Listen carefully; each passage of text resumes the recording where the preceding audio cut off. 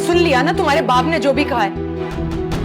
खुदा के लिए अम्मी, आप कैसी बातें कर रही हैं? किसी के खुलूस को इस तरह से लेना कहाँ की इंसानियत है? और अब्बू जैसे खुद है, वो दूसरों को भी वैसे ही समझते हैं। दिलों के भेद अल्लाह के सिवा कोई नहीं जानता। वो मेरे बाप जैसे, अम्मी कुछ तो ख्याल करें। अपनी बेटियों की तरह समझते हैं मुझे।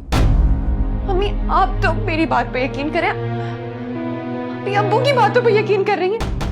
ये जो बाप जैसे होते हैं ना, वही खराब होते हैं। तुम्हारे बाप ने भी तो इतनी कम उम्र लड़की से इश्क लड़ाया था ना। उस पे शक कर रही है? नहीं, लेकिन मैं उस शख्स पर अब यकीन नहीं कर सकती।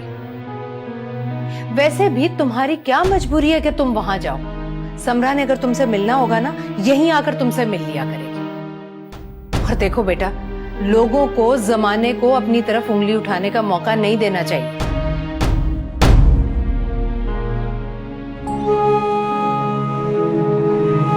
इसने तो हमेशा स्कॉलरशिप पर ही पढ़ा है, लेकिन अब मजबूरी है, इसे घर ही बैठना होगा।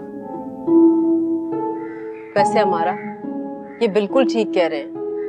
पढ़ाई लिखाई में क्या रखा है जो तुम इतने खर्च कर रही हो?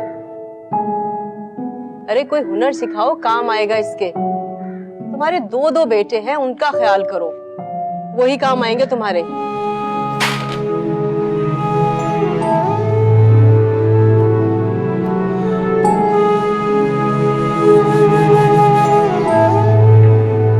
बेटा मामू जा रहे हैं, मिल लो, आओ।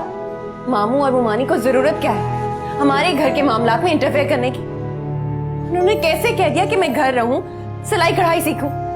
अपनी ऐना से कहे ना कि सीखे ये सब। खर्चा देते हैं तो मुदाखलत तो करेंगे ना बेटा। मुश्किल वक्त में तुम्हारा बाप तो अपने गुनाह बख्शवाने चला गया। इस फाके की परवाह किसने की? भाईजान ने की ना।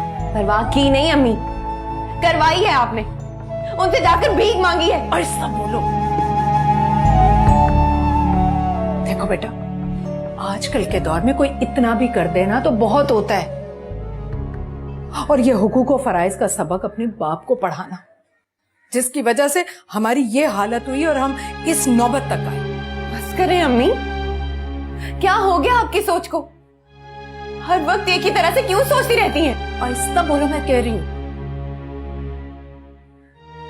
और मेरी बात ध्यान से सुनो। अब मैं इस बहस में नहीं पढ़ना चाहती, और तुम्हारे मुंह से भी यूनिवर्सिटी में एडमिशन का नाम ना निकले,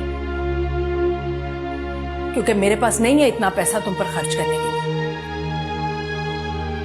चलो आओ, आकर मामू को सलाम करो। आ जाओ बेटा। अम्मी, अम्मी, अम्मी।